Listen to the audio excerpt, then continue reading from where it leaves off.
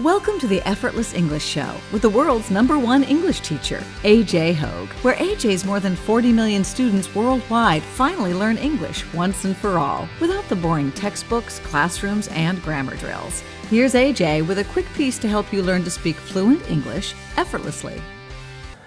Hi, I'm AJ Hoge, the author of Effortless English. Learn to speak English like a native.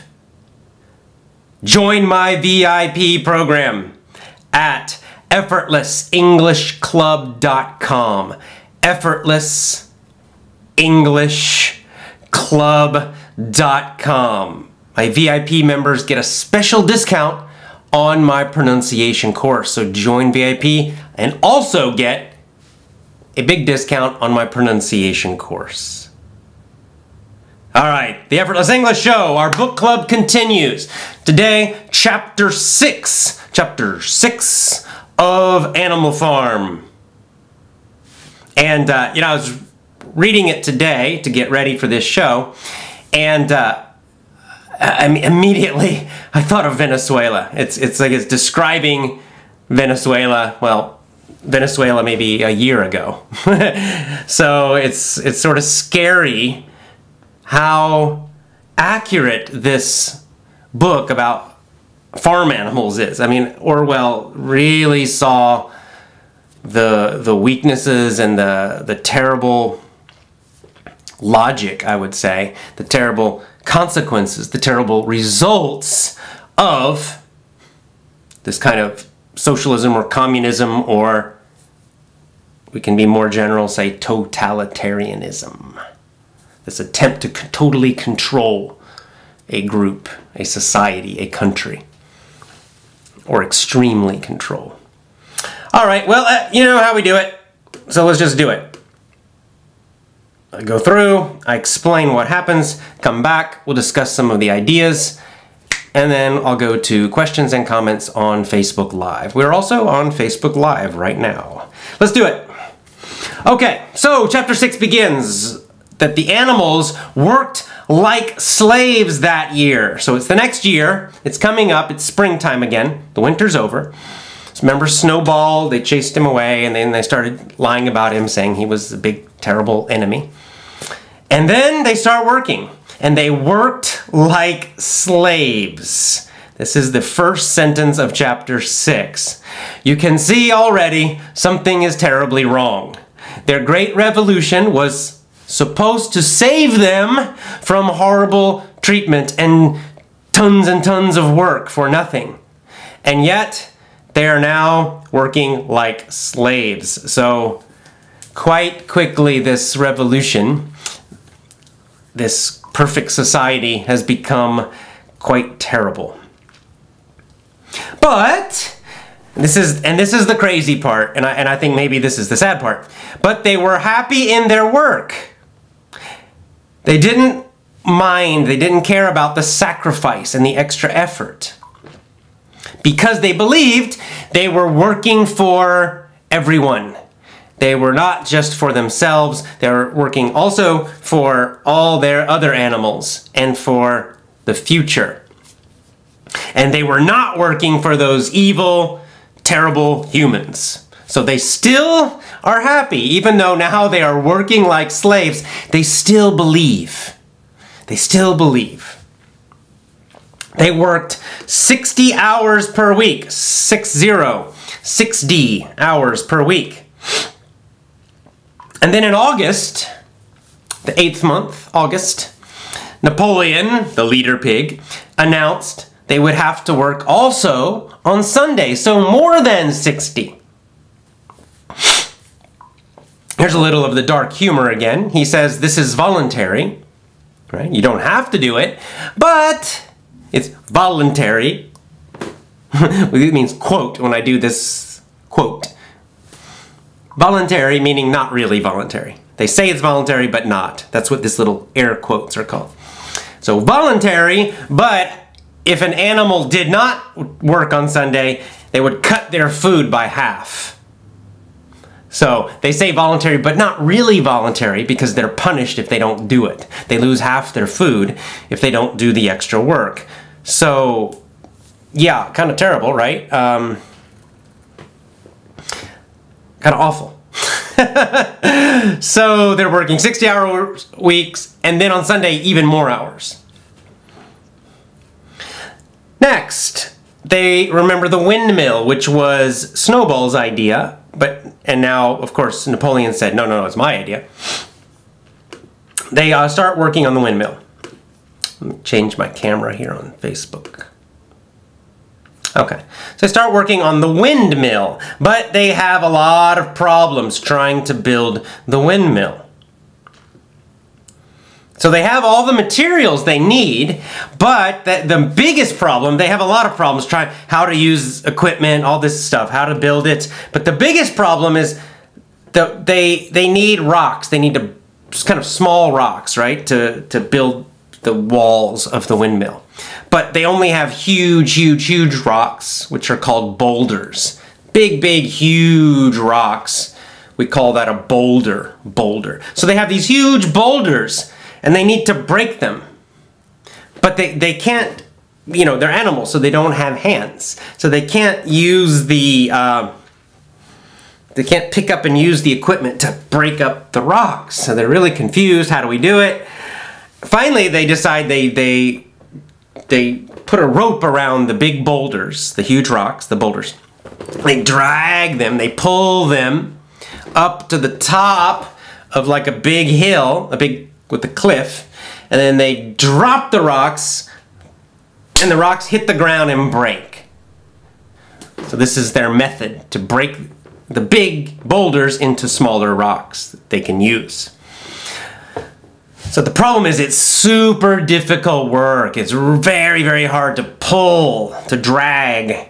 Drag is to pull when you're pulling something, but it's still connected to the ground, right? So it's even harder to pull.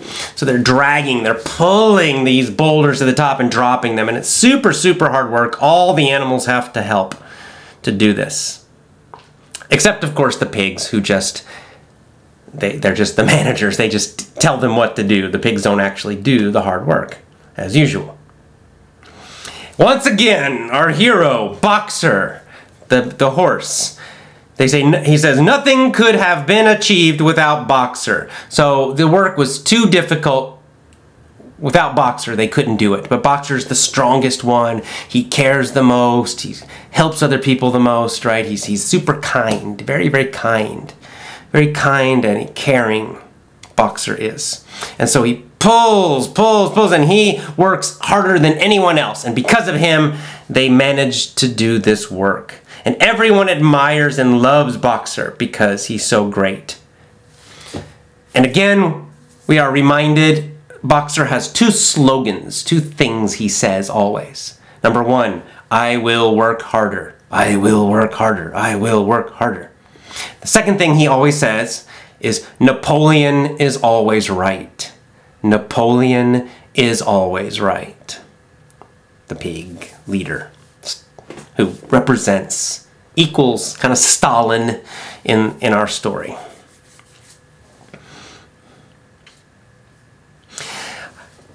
Next paragraph, we learn that they do not have more food than before. So they have about the same amount of food as they did before. So right before with Mr. Jones, and then now working for themselves, at this time, there's no difference in food. They're eating about the same amount, but they're actually working much harder. So another bad sign, right? So much more work, but same level of food. So in fact, are they really better now than with Mr. Jones? It seems like it's getting actually worse than it was with Mr. Jones. It will definitely in the final chapters get much worse, but now already it's starting to turn, it's starting to change, and we're starting to see, it's actually worse than before the revolution. But they're happier still because they still believe. So it's almost worse. However, this is the part that made me think about Venezuela in the news, right? Which is in the news at the moment. They start to have shortages it says unforeseen shortages. Unforeseen means they didn't see it. They did not predict it. Didn't think it would happen. Shortages meaning they don't have enough of some things, right? They start to not have enough of some things. So it mentions oil for lights, nails, strings, dog food, iron for the horseshoes, all these kind of things, because they don't make them on the farm. They can't. They don't know how to make these items, and so they're using them or losing them, and then now they don't have enough. They need more and they don't have enough, which is exactly what we see, well, basically in every single communist country ever. Full communists, a few survive now, but they're not really economically communist anymore, let's be honest. But what we see in Venezuela happening now, right? They don't have enough food. They're starting to run out of food, and of course this will happen on Animal Farm too. But before that, they didn't have enough toilet paper. They don't have enough, tools. They don't have enough goods. They don't even have enough gasoline now in Venezuela, even though they have lots of oil. So this just seems to happen every time, and we're seeing it in Venezuela now, the shortages. And so this starts to happen on Animal Farm. They don't have enough of certain, they're running out of things and they can't make them themselves. And because of this, Napoleon decides to trade with other farms. Now you remember, this was against their rules, that they would not trade, they would not use money. These are one of the important rules of the revolution. No trading, no using money. And that they would not deal with humans. They would not do business with humans. So these rules, suddenly Napoleon's breaking them. He has to break them because they can't make these things themselves. They can't make this stuff, so they have to trade to get from other countries. Right? Other farms, which of course means other countries. So these were some of the early rules. And once again, it shows the power of propaganda. Propaganda again means, well, basically official lies, but the constant media lying, the lying, repeating the lies again and again. Then the animals start to forget the truth, right? So some of the animals kind of remember, wait, we're not supposed to use money, we're not supposed to trade.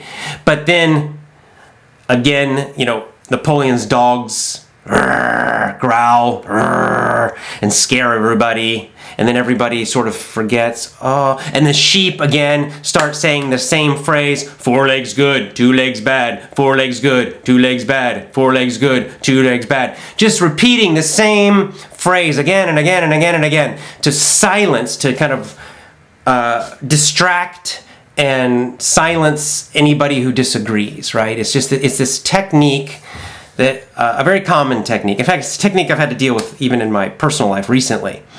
Having an argument with someone, and he just exact same. He's kind of socialist person, and start doing exactly the same. Just taking one phrase and just repeating it mindlessly, right? Again and again. 4 legs good, 2 legs bad. 4 legs good, 2 legs bad. It's just used to kind of interrupt and distract, and it breaks up any argument or disagreement by just this mindless repetition. And this is what the sheep do. Anytime some animals start to speak up and say something or make some point, the sheep just say 4 legs good, 2 legs bad, 4 legs good, 2 legs bad, 4 legs good, 2 legs bad, right? They're just not going to listen. They're just going to keep repeating the same thing again and again and again to try to break up and distract and stop the disagreement, to distract the other person.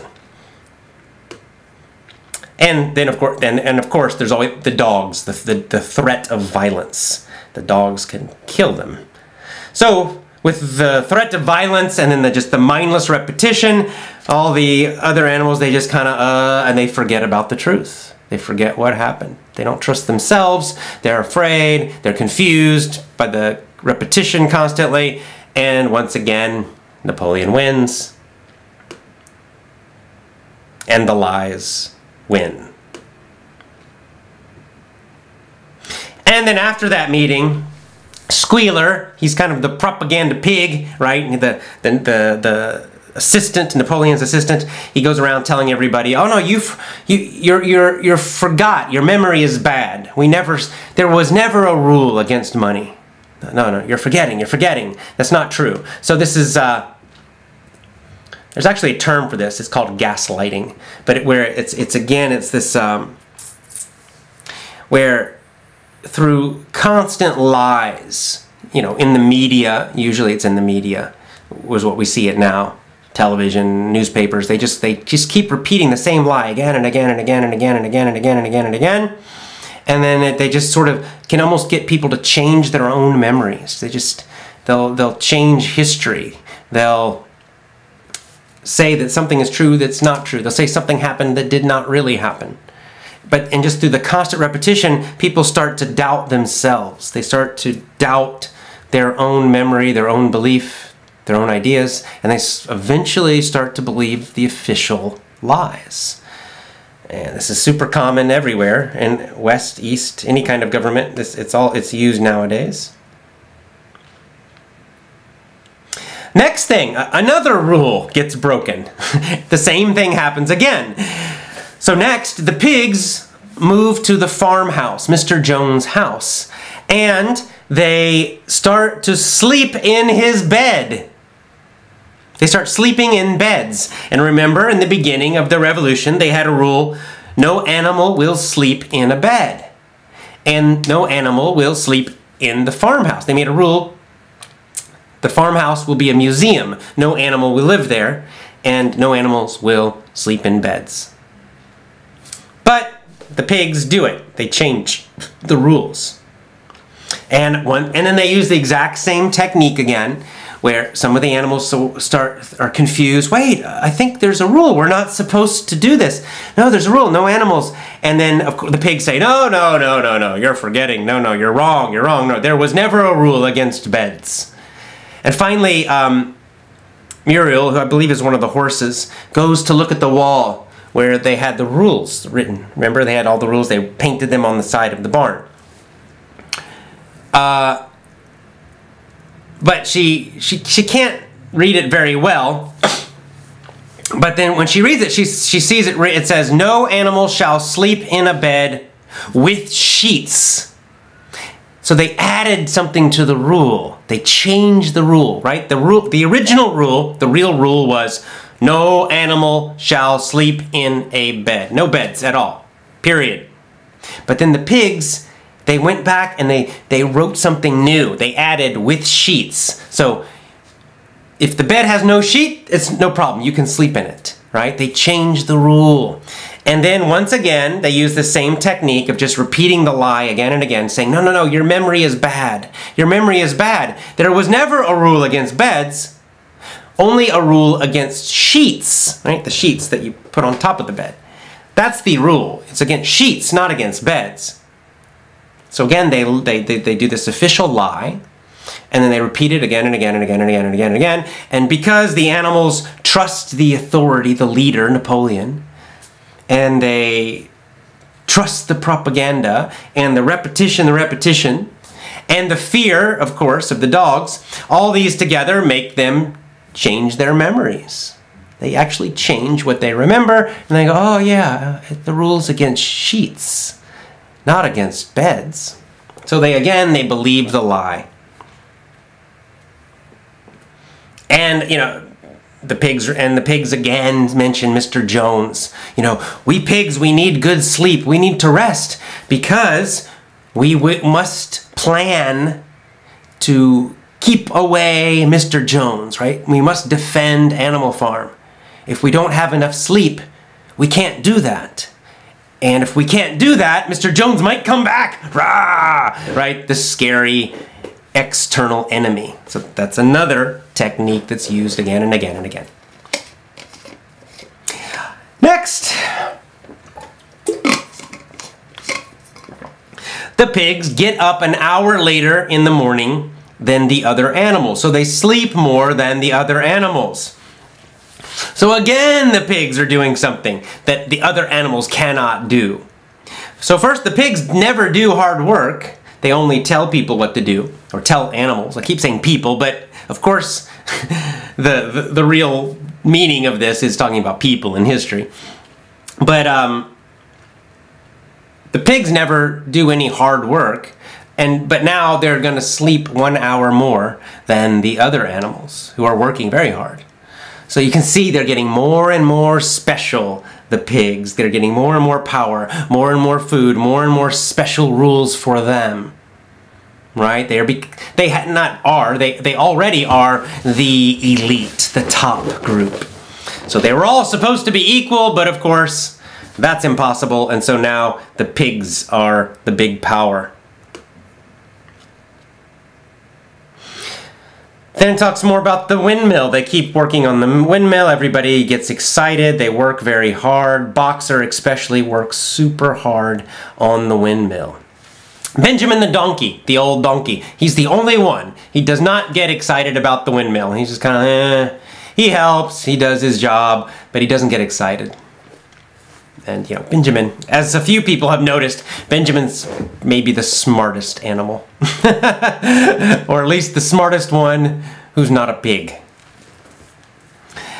Then finally, there's a disaster. They build. It's getting close to winter. The hard work of the summer and the fall is over. They harvest, they get the food, they collect the food again. The windmill is half built, right? They build all the hard part with the stones. And it took so much effort to build this windmill. And then one night, there's a huge storm. It's called a gale. Gale means strong, strong winds. And it shakes the barn, it shakes the farmhouse. Huge storm. The next day, disaster. The windmill fell down during the storm. It collapsed. The strong wind destroyed the windmill. Now, all the animals run to the windmill and they're all super upset. They're very sad. Now, of course, the true reason, the reason that it fell down, was they did not build it correctly. Right? They built it badly. Probably because Napoleon really didn't understand how to do it. Because remember, Snowball had the plans for the windmill. Maybe Snowball's also had bad plans, we don't know. But we do know that Napoleon didn't really know how to do it. And so the animals didn't really know how to do it. And so the first big storm, and it knocks down, it destroys it. But Napoleon will not, of course, will not be responsible. He will not tell the truth. So what does he do? Can you guess? Who does he blame? Well, he blames an outside enemy again, right? But not Mr. Jones this time. This time they blame Snowball. Snowball, remember, ran away. And he says, Snowball did it. Snowball came back and destroyed the windmill. He's an enemy. He's terrible. And then he says, Snowball must die. Snowball, we must catch him. And if we catch him, we will kill him. Now you remember, another rule of Animal Farm was animals will not kill other animals. Now he's saying that they must kill Snowball. They must find him and kill him. And of course, he's completely lying. Snowball did not cause the windmill to fall down. It was the storm. But Napoleon goes and he finds some tracks, meaning like some footprints, you know, you put in the mud that look like a pig's, which of course he did himself. And then he says, look, these are the tracks. These are the footprints of Snowball. This proves he was here. It proves he was here. He did it. Snowball is an enemy. Arr! Right? And everybody gets really upset. And he says, it doesn't matter, comrades. It doesn't matter. Next year we will build the windmill again. Snowball cannot stop us. And that is the end of chapter 6. Let's go back, talk about some of the main ideas. As always, I'll give you my opinion on these, and then I'll go to Facebook for comments and questions, and then we're done. All right, so back to the beginning. I was commenting this time as I was reading. So as I said, they were working like slaves. So they're working much harder now, even than with the human owner. So that's worse. They're working much, much harder. And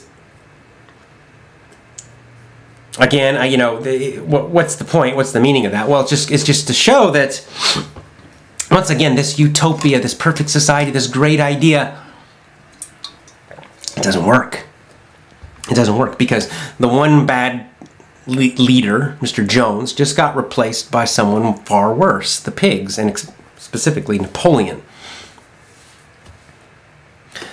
The next thing I would like to discuss is Boxer, because I think he's very, very, very important in this story, and I believe he is a strong warning from George Orwell. A very strong warning about why, because this is a question I've had on Facebook and Twitter. We have discussed this some. Why? Why are people so easy to trick, right? To fool them? Why do people still believe these lies? Right? I mean, why did the people of Venezuela believe it? When we can look at all these other countries, all this history, we see the same thing happen every time. And yet in Venezuela, they voted for it. They actually believed it would happen. This time would be different. Why did they believe the lies so easily? And even in non-communist countries, why do so many people believe the lies, the propaganda, again and again and again and again? And I think Boxer is kind of George Orwell's answer. I think he's showing us the kind of person that supports these lies and revolutions. And what kind of person is it? Is it an evil person? No, it's the opposite. Boxer has a good heart. What do? The pigs use Boxer's goodness, his kindness. They use it against him. That's what they do to us. They use our kindness against us.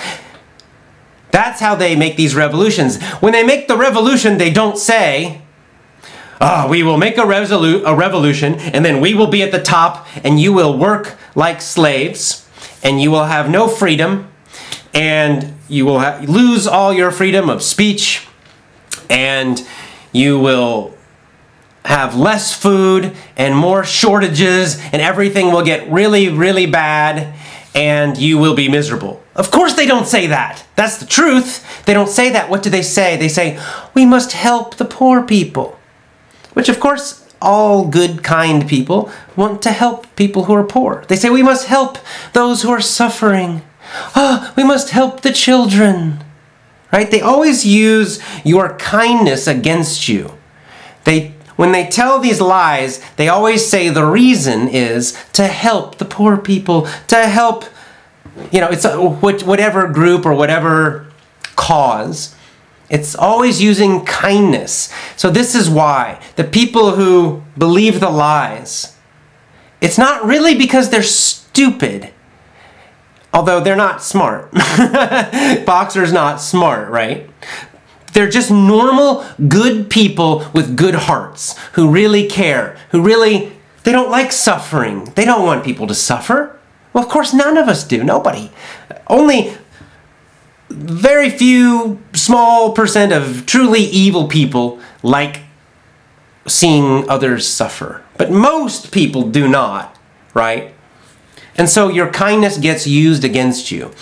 I see this in America happening again and again. This is what they use to take away each freedom every time. The argument is always, some kindness. You must be kind and help these people. You must be kind. That's why you must do it. That's why you must give up your freedom.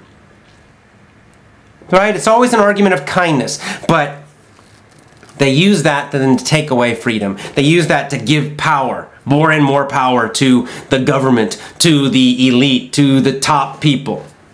Right? So that's why you must always be careful, always be super careful when people are using this argument of kindness. And when you are fighting for freedom or you're speaking the truth and they say you are mean, you're not kind, when they try to use that as an argument, be scared, be careful. Because they're probably lying to you. They're trying to, use your emotions against you to accept their lies. Right? Oh, aren't you a nice person? If you're a nice person, then you will agree. Right? And the pigs use this argument all the time with the other animals. If you're a nice person, if you care about everybody else, then you will follow. You will do what we say. You will do what we suggest. Very, very dangerous. So, and we will see in the future, finally, it does not help Boxer. Boxer has a really terrible end. Something very bad happens to Boxer. And he's the kindest of all. And we see this if we look at the history of these movements, these revolutions, these socialist movements. It's the kind, good, normal people who always suffer the most. It's not the pigs who suffer. The pigs do great. The pigs get more and more and get more and more power. Nope, it's the good, kind people who really think they're helping others. They're the ones who suffer. In Venezuela now, guess who's really suffering? Not the super rich, not the guys at the top. No, it's just the normal, everyday people who really believed. They're the ones who don't have enough food now. They're the ones who are trying to get out of the country desperately. It's really quite tragic. It's sad. And they really believed this time it was different. They really believed the normal people were all going to be helped. And of course, it wasn't different. And it won't be different the next time in the next country. If it happens in America, it's definitely possible. It won't be different in America. It'll be just as bad. All right. Next, the shortages. I mentioned this already, but this is a common thing where we see that these, excuse me, these places that have these kind of totalitarian control, that kind of thing, that the shortages happen. Right? They can't get enough. They can't get enough food. They can't get enough gasoline. They can't get enough oil. They can't get enough toilet paper. I don't know why, but toilet paper is often one you read about all the time. That there's a shortage of toilet paper. They can't get toilet paper in these countries. I don't know why toilet paper, but often. But food, of course, is the serious one. And so Orwell again is just commenting on that. Because the Soviet Union had the same problems where they couldn't get enough of things. So things actually start getting worse. Their actual quality of life, their economic life gets worse. And it's happening on Animal Farm now. Then, of course, they start to trade, so they have to start breaking their own rules. Why do they have to break these rules? Because these rules... Two reasons, but the main reason is the whole thing is a big lie. The whole thing goes against reality. Right? So that's why they can't keep going. They have to start breaking rules. Like the rule of trade, no trade, that's just an impossible rule because they cannot produce everything inside their farm. They can't. They don't know enough. They don't have enough there. They can't. It was an impossible rule. Again, a utopian rule, right? It was some idea of some perfect society, but impossible in the real world. And this, again, is why these societies always fail. And they usually fail quite quickly. And they become quite miserable very fast, usually. And that's the reason they go against reality. The other reason they break the rules is that the powerful always take control. Right? Napoleon and the pigs, with his dog killers, have taken control, and so now they are going to start changing rules to make themselves more and more powerful, more and more rich, more and more comfortable. And all the other animals are going to suffer more and more and more and more. So that's the other reason the rules, the ideas, the wonderful ideas of the revolution get replaced by, changed rules and a quite terrible society. So it's the reality of power always corrupting, and just the reality of, you know, how the world works, how nature works, how people work. Okay, on to the next thing. What else? So, you know, and just other examples. The pigs move into the farmhouse. The pigs start to sleep in beds. You know, this is something you'll just see. It just gets worse and worse and worse. I already discussed how they change the rules and they use propaganda to make people think, make animals think, but really people, of course, we're talking about. And, I mean, this is a technique that's happening right now. Right now, it's happening in America and England. They're doing it.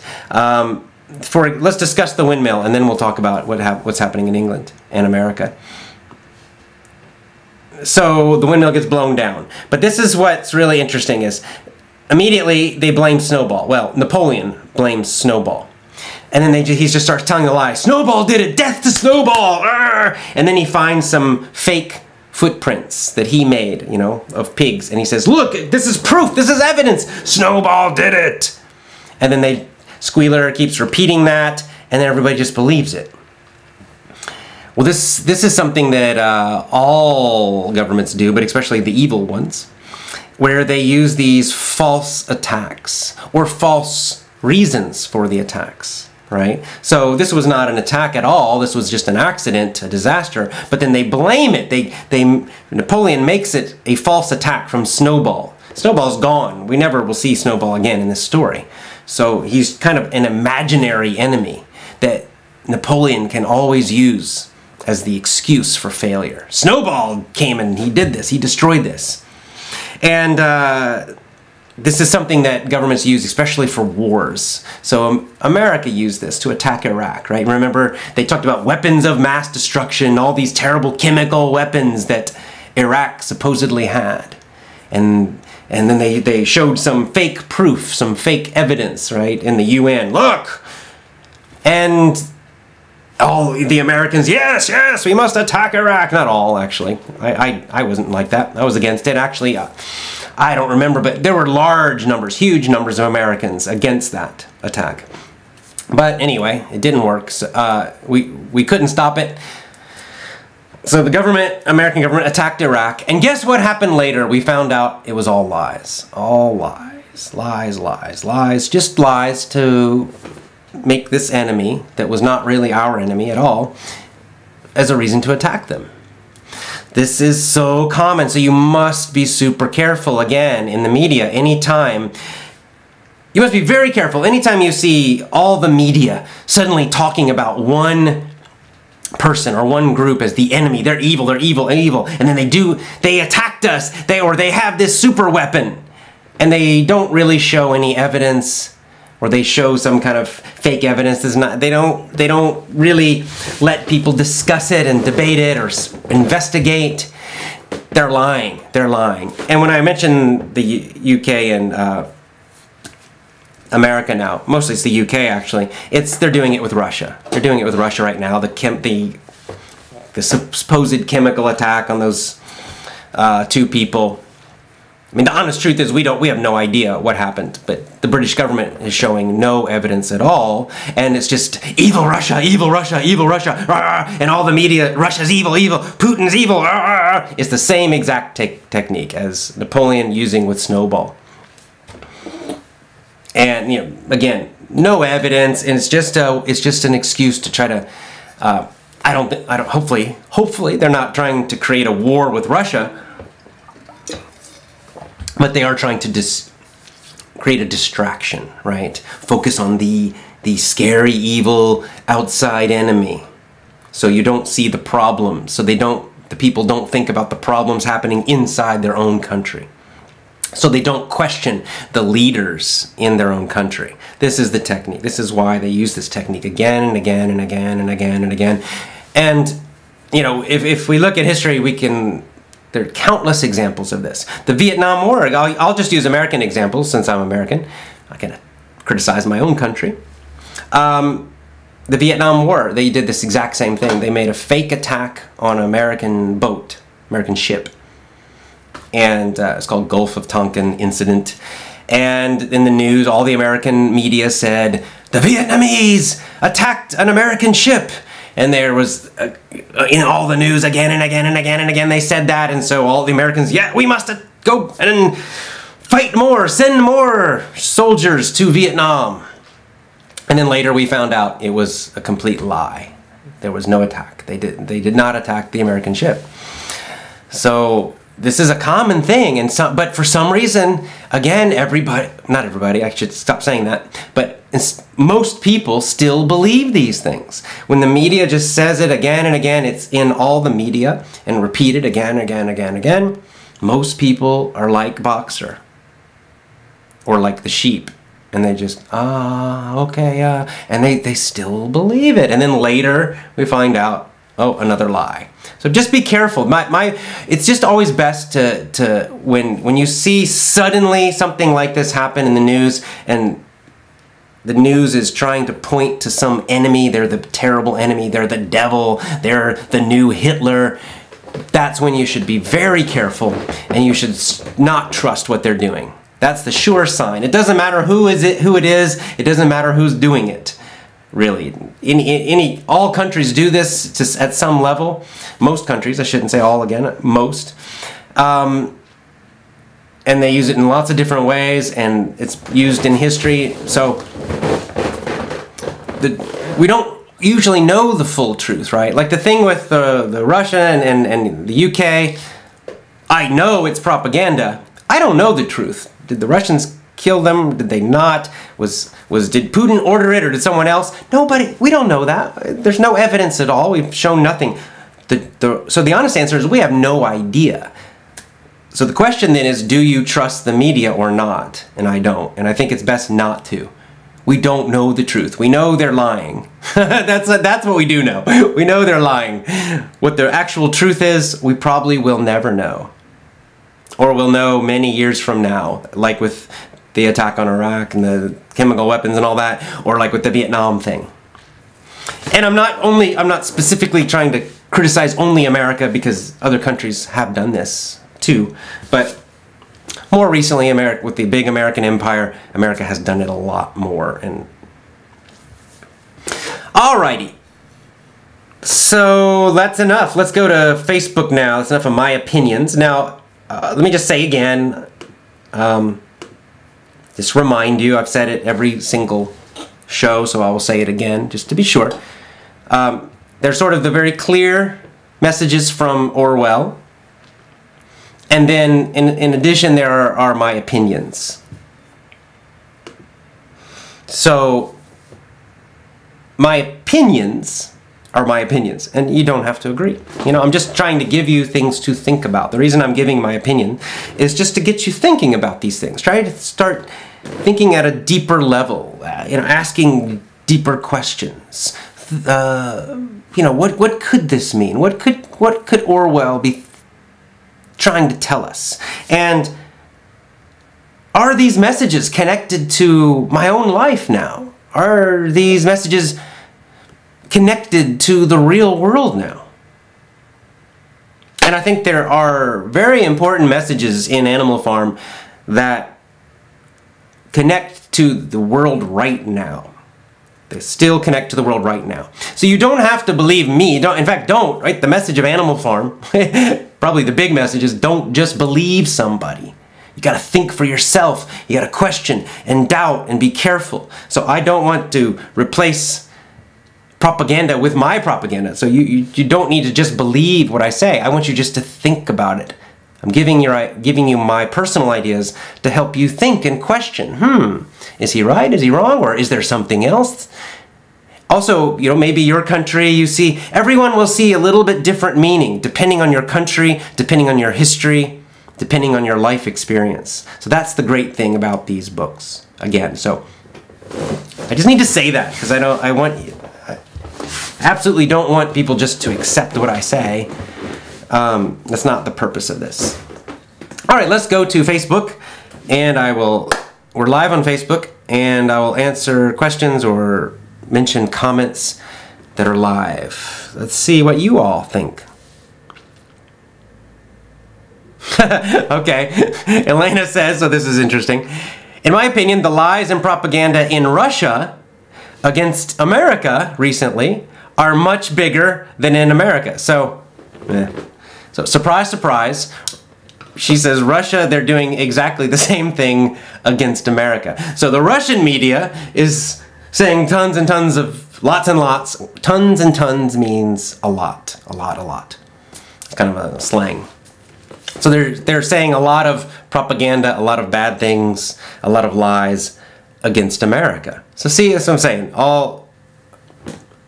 Most countries do this. Maybe all. Most of the ones I've actually visited or seen, they do this, right? So the powerful do. It's not only countries do this, actually. Large companies do this. It's called public relations. It's like professional lying. So it's not only countries that do this, but big billion-dollar companies also do this.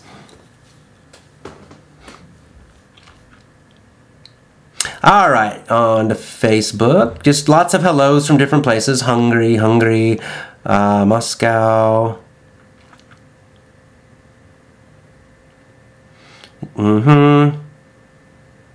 What time does your program always start? Well, that's a good question. Well, I think I've been doing about 6 o'clock on Sunday. 6 o'clock Sunday night.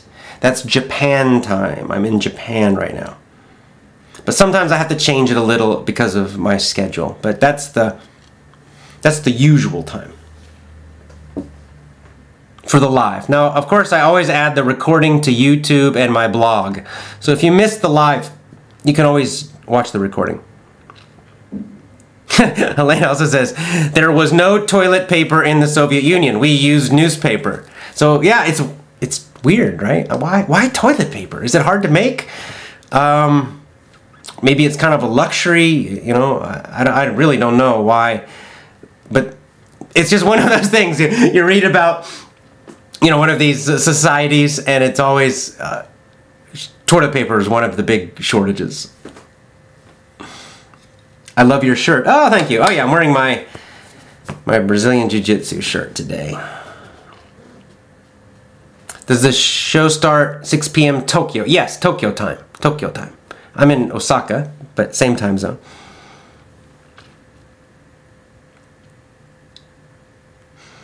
Ah, good question. Nicola asks, what's the main difference between Animal Farm and 1984? Orwell's two most famous books. Animal Farm and 1984. What's the difference? Well, I would say the difference, first of all, style is completely different. Animal Farm, as you see, uses animals. It's short, it's using animals, it's what we might call a parable. It's like a big metaphor, right? It's almost like a cartoon. Talking animals, making a revolution. It's kind of has this kind of dark humor, right? It's kind of funny in a way, thinking of these animals fighting against the humans. So it's kind of a little bit of a, you know, it's a fantasy, like a fairy tale, like a cartoon, like a Disney cartoon almost, like a really scary Disney cartoon, right? So that's Animal Farm. So it's done in a maybe a lighter, you know, lighter meaning emotionally a little lighter. 1984 is a more, I would say, realistic style. It describes a human society. And Orwell was predicting the future when he wrote it. So he's describing a society. He saw this, what that was happening in the Soviet Union and even in the West in some ways. Excuse me. And he sort of saw what these people, the people at the top, what they wanted to do to get total control. So 1984 describes that society where this group at the top, the party, totally controls every part of everyone's lives, including how they think. Everything. It is a heavy book, right? It's not light and funny. It's super depressing. At least for me. Super, super depressing. I mean, it's basically describing hell on earth. is what it's describing. But and then he shows the kind of, in a much more realistic way, the exact, the similar techniques we see in Animal Farm, but he shows them in more detail in 1984. And he shows them in a realistic human society way, right? So it's also an excellent book, but man, it makes me depressed. But it's depressing because it is realistic and it's possible, and we've even seen it in some countries. We're close to it, and with more technology, that terrible society of 1984 becomes possible.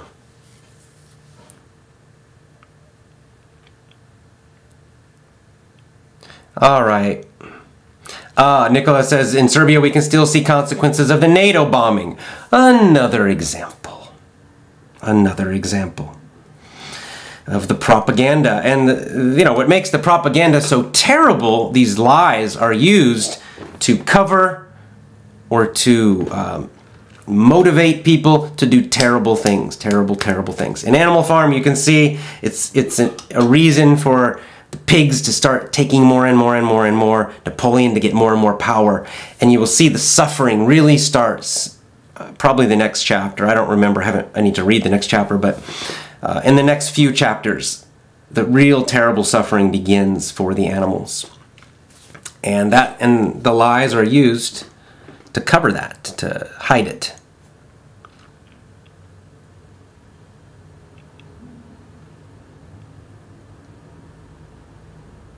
Governments make schools worse and worse, so there's no real education in my country because they want to take control and become the leaders. Exactly right.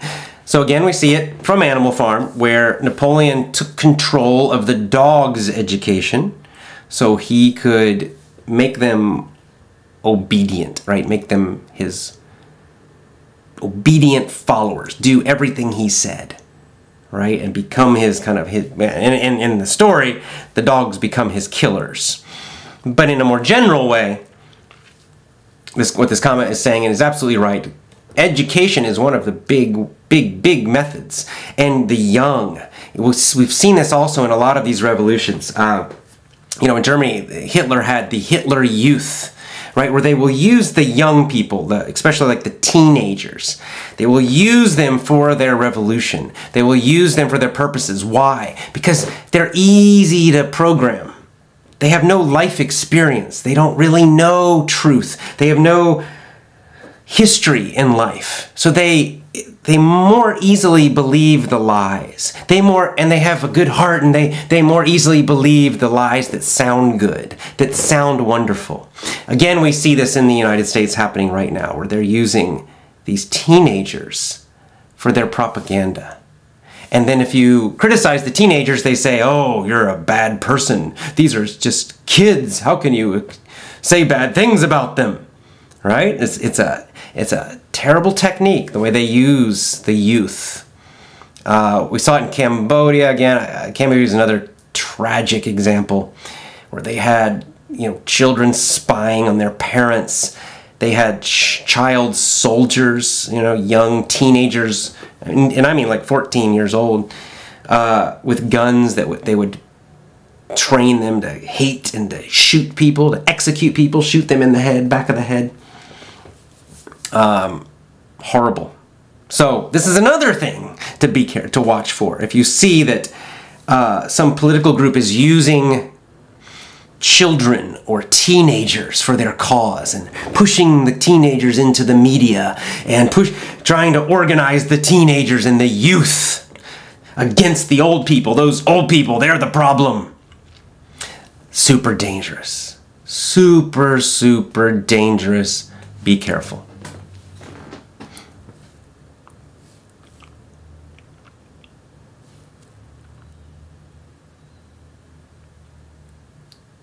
All right, continue to see some more questions. There's a ton of questions here, so I'll do a few more. Lots of people saying hello from their country. Happy Easter from Poland. Thank you very much. So happy Easter to all of you who celebrate Easter.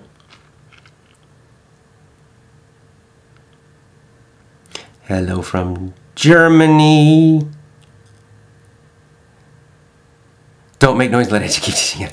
I'm always thinking about the best country to live in. Many Russians dream of living in America, but I know from you that America's far from perfect. Indeed. Similar terrible things are happening. What about Japan? Do you like Japan more than your native country? What is the situation like in Japan? Well, that's a very interesting question. You know, the truth is yes, I have to say I do like Japan. I think Japan is a healthier, better society than the United States. Which is sad for me to say, because I am an American and I do love, you know, the history and the culture, or the old culture, the traditions of the United States. But, yeah, sad to say that I don't think it's such a great place now. Some places are, but some places aren't. America has a lot of problems, for sure. And I do, you know, Japan has problems. Every country has problems. There's no utopia. Doesn't exist. But overall, I do enjoy living in Japan. I find the society is just closer, right? In America, there's almost a civil war. Half the people hate the other half. And it possibly could become violent, or it possibly could become like Animal Farm, where someone takes control and just starts doing terrible stuff. It's already happening at some level, and it's moving in a dangerous direction. Japan, I think, is just a more stable, united country. Where people care about each other, and that's what I like about Japan. And they still care about their tradition and their history too, which is very nice.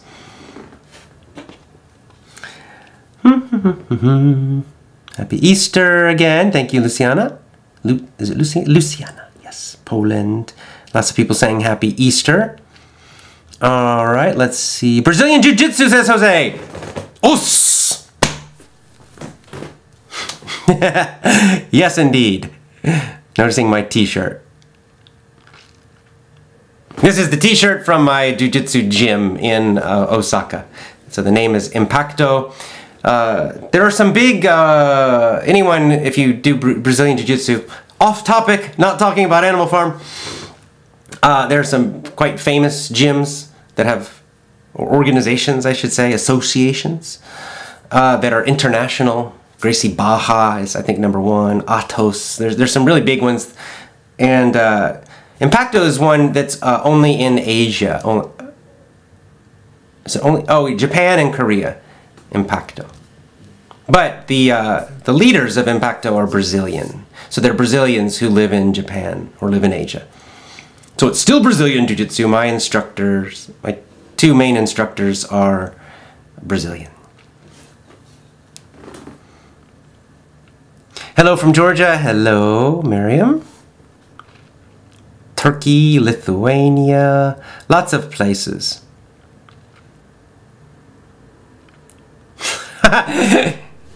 Giuseppe says, when I was on the train yesterday, I spotted some people. I saw some people grinning, big smiles, by themselves, alone. So he said, so I suppose I thought they were either on drugs or studying effortless English. He's joking. Hopefully they were studying effortless English. All right, let's just read a few more comments and then we're done.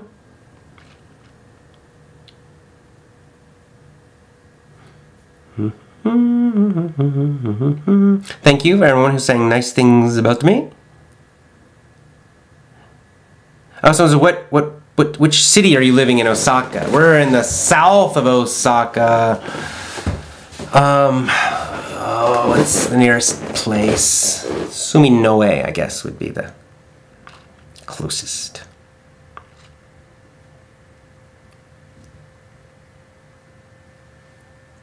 So this is a question not about it. Let's see.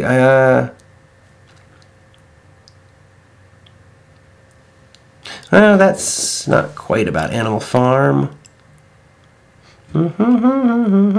Looks like I'm about done. I think I've answered all the questions and comments about Animal Farm, and a few that were not. So, a little bit, let's look at the time, a little bit shorter today. I hope you enjoyed chapter 6. Now, Facebook guys, stay here. I'll talk a few more minutes to you, but otherwise, the show is finished. Next week, chapter 7 of Animal Farm. We're getting closer to the end, so we need to think of our next book soon. But if you have it, if you can, try to read chapter 7 of Animal Farm. We will discuss it next week. As we see, things will get worse and worse and worse for the poor animals. All right. Hope you enjoyed today's show. Thanks, as always, for joining me. Enjoy English. Just relax and enjoy. Listen. You can repeat this video. Relax and enjoy. I will see you next time. As always, join my VIP program at EffortlessEnglishClub.com. EffortlessEnglishClub.com. Thank you. Lots of love as always. See you next week.